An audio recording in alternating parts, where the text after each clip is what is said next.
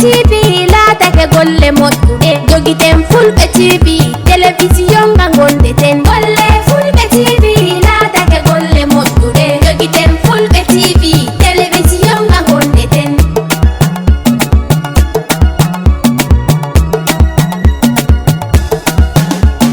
sayamen Fulbe TV wari kam ɓamtawolde men Fulbe TV wari to men Fulbe TV tikkama ngam hanga hawta hoore men Fulbe TV wari to assalamu alaikum musidɓe men gabboto min ɗo e Fulbe TV ko on mbaɗanta on ko rek wattu yillagol rek ɗaɓɓana on kibaruji ɗi gandiranta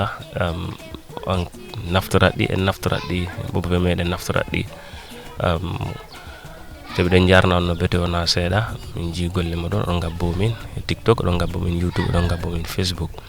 hamdon min garanno on nde oɗo witeɗo Sinthiou Sori ɗo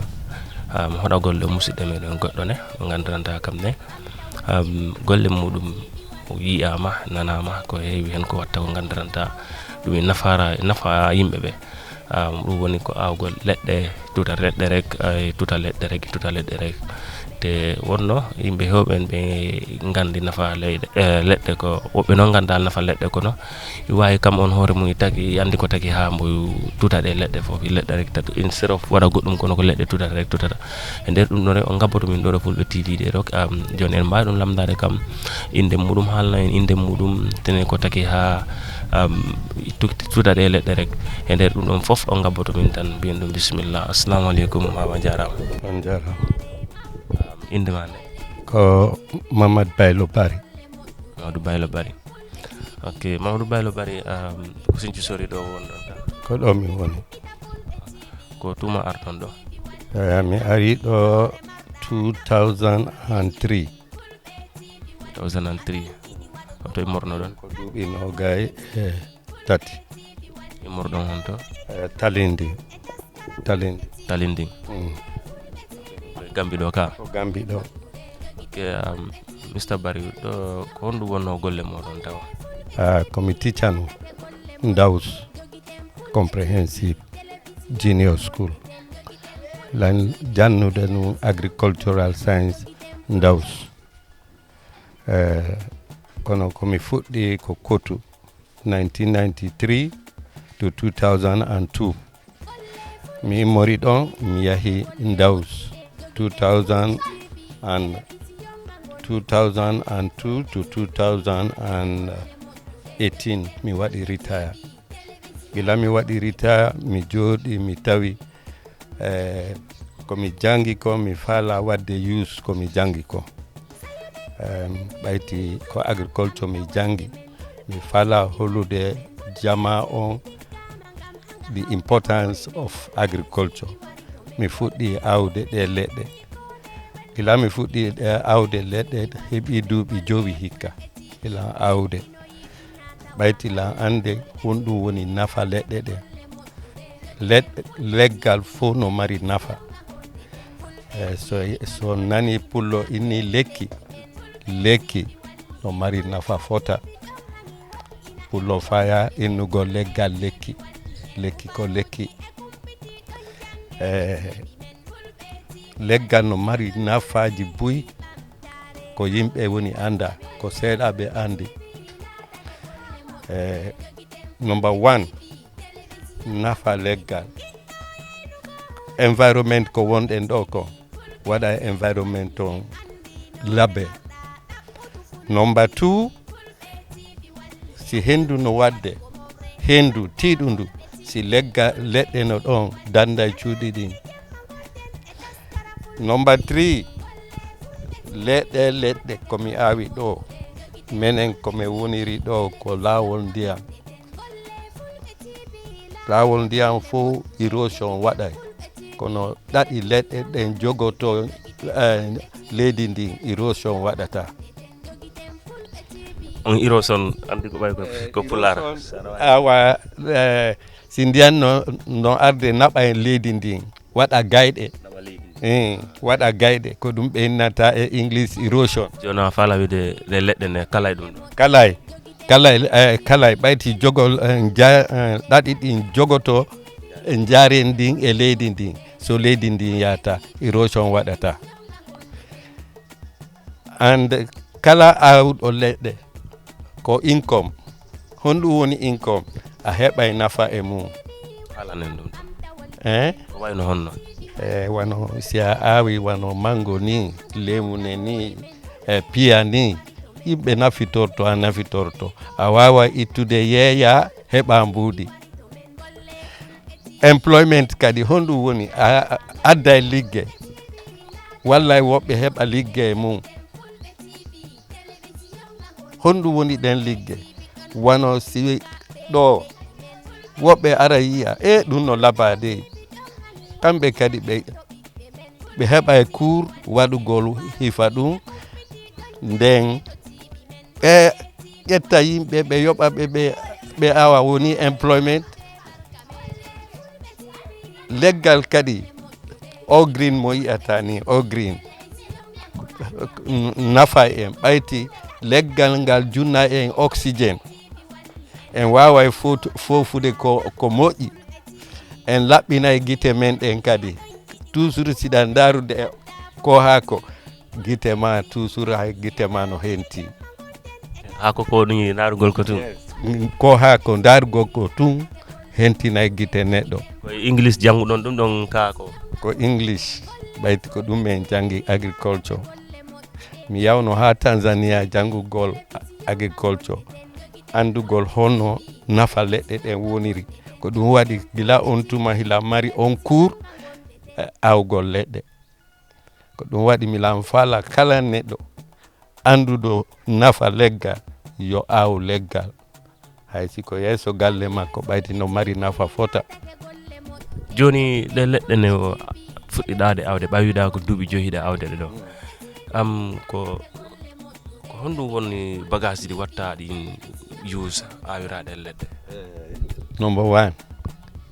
ɓayti ko ɗum mi jangi min ko peel, mi ƴetta peeluwal, mi asan gayka, mi ɗaɓɓa tuma honno ɓeynata manio, mi tuppa, mi acca ɗon. Si ndungu ngu hewti mi asita, mi awa leggal ngal, mi waɗa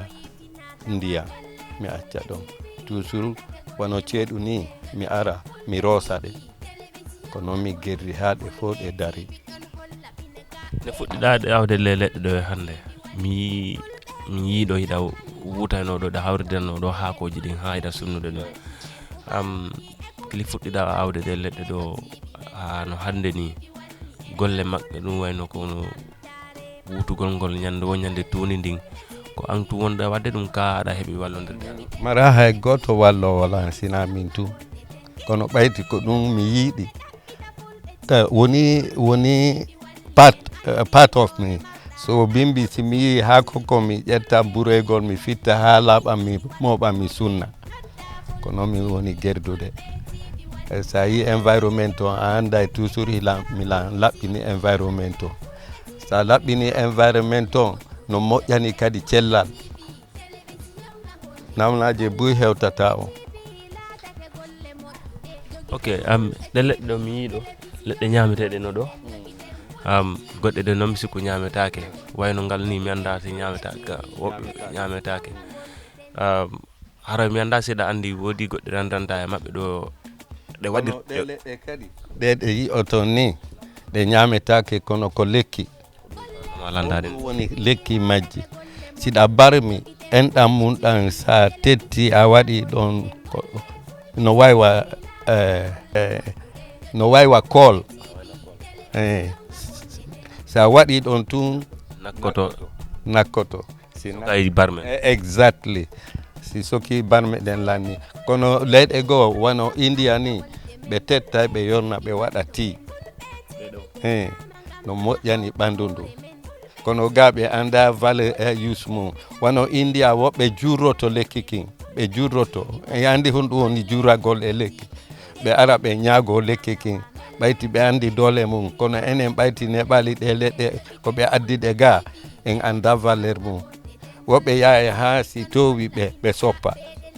ɓe willita kadi wona noon leggal waɗirte, a barmintangal sa awi ngal accungal nga yana hoore make. joni ngal leggal ɗo ngal ngal ko ngal Gambia innata docteur kono ngal no ko mbewa ƴakkata ha ko mum ɓaytno haaɗi mbewa ko ngal leggal nana ɓe ya docteur kono mi sukkuno leggal ngal yiyata ni wono Nigeria Ghana Sarlo en fop ɓe defiray ngal leggal maafe fufu ko ɗum ɓe defirta fufu. wiɗa ɗum no haaɗi noon mbiya ñamata ɗum joni enen joni noon ɓe wawi defude ɓe ñama ɗum ɓe wuugay si ɓe wuugi ɓe siiwa ha ko haaɗi kon iwa ko ɗum ɓe defata ɓe waɗa fufu ara no weli wan jippinay sukkar fota noon jippinay sukkar marɓe musu reedu wono diarrhea ni si ɓe yari jippinay ay ko ɗum adde a ɓeynitiri ɗum docteur ka exactly ko ɗum waɗi ɓeyni ko docteur ɗi o ngal leggal ñawday ñabbeli ɗuɗuɗi e ɓandu. mi yi ana ɗo heede galle ma ɗum tun waɗɗaɗe leɗɗe ɗo ɓay o area ɗo fof a waɗi ɗe leɗɗe joni on ɗo a wadde ɗe leɗɗe heeɗi galleji janani hannde ko ɗo he galleji ɗin ɓe arde ɗo ka ko ɓe arɗo ko nana yaɗa hay damule galle maɓɓe ɗe wadde ɗiɗo andi woɓɓe ɓen ɓe famonirtaka kono ɗo ɓe andi ko ɗum mi yiɗi mi yahay ko galle maɓɓe min lam faala awande on leɗɗe honɗum innuɗon ɓeyna ko sago ma min welti mi awa ko noon min woni waɗirde mi arata tun mi awa leggal ngal no mi landoto jon galle ɗe min faala awande on leɗɗe ɗo honɗum innuɗon ɓeyna ko sago mi innaji gasi mi ara mi awa guila fuɗɗa ɗum noon heeɓi goɗɗo wiɗoma o wata awo ka no hay goto hara buyno welti ɓe welti ɓayti si ɓe ari ɓe heɓay ɗowdi ko ɓe jooɗo ɓe heɓay ɗowdi ko ɓe paaka otoje maɓɓe si ɓe wano si ɓe heɓi arayɓe ko maɓɓe ɓe paaka otoje maɓɓe ɗen ɓe hara probléme ala. ok joni ko honɗum wi ñagotoɗa yimɓe ɓen ɓay a wi gili fuɗɗiɗa ɗo ɗe golle ma ɗo fayɗa hay hawridirgol baaɓe moɓitagol baaɓe fof ko antum a yafoto lanceɗa eɗa jogui ɓeygu ka hila jogui ɓeygu hila mari ɓiɓɓe jeenayo 9 children jeenayo yes ɓiɓɓe jeenayo mi mari rewɓe jeeɗiɗo worɓe tato 10 in all sappo fof joni an hay goto a forstata wano pay ko sukaɓe ɓe worɓe ɓe wiyaɓe are walla elanɗo o ila mari suka goto mo grade 8 si ñande mi ronki mi noddamo o ara o mi jannamo kanko kadi fi jango mi jannamo ko ni waɗirte wonde hay simi lan waali o ara o laɓɓina fof simi yalti mi yiya o laɓɓini watti ɗo ko honɗum woni golle ma ɓay a wino hanno pension o waɗi pension golle an ɗen fendo ɗo ko jooɗa ko galle an mi yara ataya ko ɗum si aɗen waɗi rita an aduna ma huuɓi hono aduna ma huuɓiri wona jooɗagol kono a ɗaɓɓa e goɗɗum ko golla hara an kadi ɓandu ma ndum joɗaki nun tun ko ɗum waɗi mi waɗi embark e awgol ɗe leɗɗe hara a toujours hilan waɗi busy te hay so woni mbiɗa andi a heɓata e ɗum ɗo ni mbuɗi wattu ɗo kono sadakatul jahira ɗum ɗo hay sa on tigui janggo si yaka mi sikku ɗum ɗo haray kala naftorɗo ɗum hara ɗum mi waɗi important ɗon kadi mbiɗa andi no ɗum ɗo kadi haray ɗon kadi ko waɗi important waɗgol tutigol ɗe leɗɗe ka ay ɗon ɓe inni ko alqurana kala tutuɗe leggal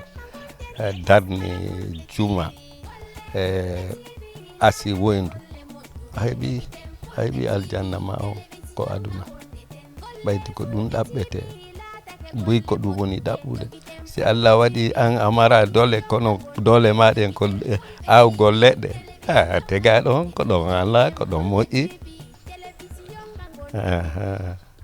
Ok, joni ko ɗon kadi heɓɗa ɗo ko yewtuɗa yimɓe ɓen ɓay ɗum ɗo waɗi important no moƴƴi fittugol leɗɗe ɗen sabuna leɗɗe ɗen ko wiɗa ko gonga leɗɗe si tutama han ko heewi hen ko fonno bonnode bonde bonata wayno ndiyam feƴƴoƴan ni wayno kadi hendu ndun kono sa yi woɓɓe noon ɓe teddinani ɗum haray ko honɗum an kadi wajiɗa ñagotoɗa yimɓe ɓen fi affaire ɗum ɗo. komi ñagoto ɓe yimɓe ɓe fop yoɓe andu leggal leɗɗe e neɗɗo ko enen woni hunde wotere. Leggal e neɗɗo? Yes, leɗɗe e neɗɗo ko hunde wotere. Ko Allah tagi kon fof ko kulle ɗen e leɗɗe ɗen enen woni hunde wotere. Kala ko neɗɗo mari e ɓandu mum leggal ngal no mari. Ko ɗum ɓe innata the 7 characteristics of living things. Kala ko marɗen yafalan ko ɗon ko English ɗum ɓuri welde ha yewtude ɓay 7 characteristics of living things kono an en jogui musidɓe yewta het jontenoɓe ɗo harata ko fulɓe andi haala kan no waɗi important no mari nafa saktuma ɗo wiɗa ɗo leggal he neɗɗo foti ɗon ko gonga English saɓe wi comme en ittat carbon dioxide oxygen and then this ɓeyɗo ƴefta oxygen itta carbon dioxide enen ko fof ko gotum joni on relationship ɗum woni on ɗumanin ɗon hakkude neɗɗo e leggal ngal ko a wawi min ɗum yewtande e pular comme 7 characteristics of living thing comme ko wiya ko ɗi ɗo taki ha ɓe wi ɗum ɗo koni. Yes, joni number 1 en jibinay reproduction leggal jibinay en foofay leggal foofay enen en seppay en yahay place to place use en koyɗe men ɗen leggal ngal kangal yahay kono ko branche ji ɗin move yafalan wiɗa leggal foofay kono andi ɗum andi kala nanɗo e ko honno leggal foofirta miɗa andi noon ɗum ɗon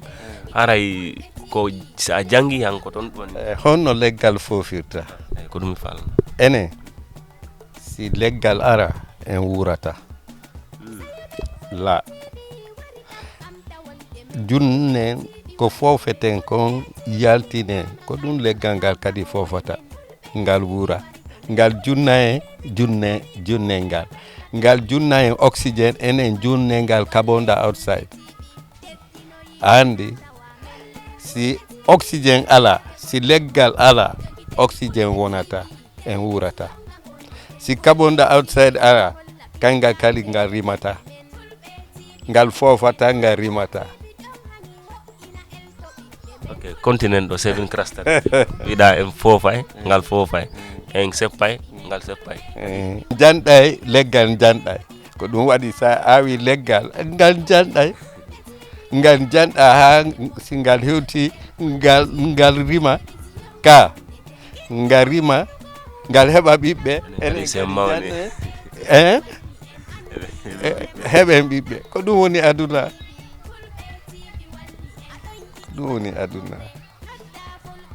ok kono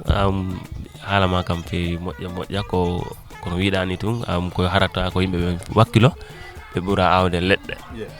sabuna leɗɗe jogui nafa ka moƴƴo no ɓete wona seeɗa awa jo haray ko ɗum won heɓɗa ɗo ko yewtuɗa ɗo comme Fulbe TV kadi ɓay ko télé mo andiranta imbo abbi ana hay Fulɓe ɓen tun kono ko information ji ɗi gandan kibaruji andiranta harayta kala jentuɗo ɗi kankadi o wiya alhamdulillah o télé haray o adda ko moƴƴi so Fulbe TV an kadi ko honɗum heɓɗa ɗo ko waɗanɗaɓe ila ñaganoɓe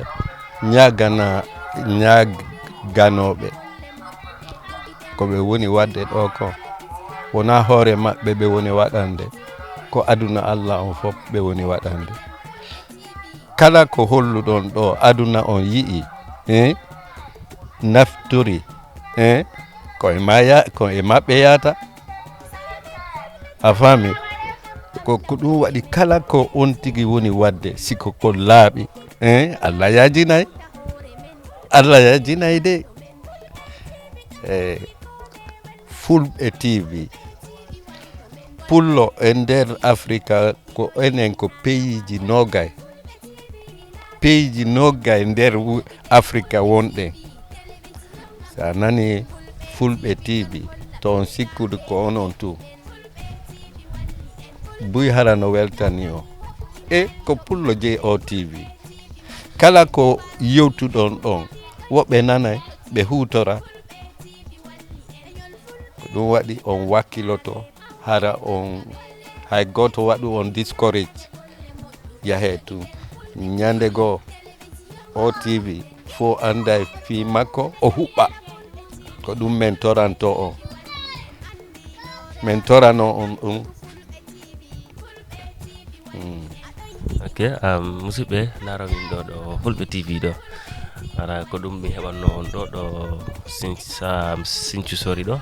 e musidɗo meɗen Mr Bari on nani ko yewten ɗo ko affaire leɗɗe leɗɗe waɗi ko gandiranta e jogui nafaka no beti hona seeɗa bo andano foof wawi ƴeftude ɗo muɗum ɗo seeɗa hewɓe noon ɓe jangi ɗum e tami English ɓe jangi nafaka leɗɗe te leɗɗe noon ko gandiranta en mbawi ɗum wutorde ɗo ñamen ɗum okka en ɗowdi kalana en ndiyam kalana en hendu kala noon nden bo jiiɗa e awa leɗɗe tan hay so woni wona leɗɗe ñameteɗe han wata nangu on ko neɗɗo kangaɗo ganda on ko watta ko koko moƴƴi mbo watta ko nafata aduna o foof waɗata joni on min jogani on ɗo han ɗo Fulbe TV ɗo on jarama ha lawol gongol inchallah.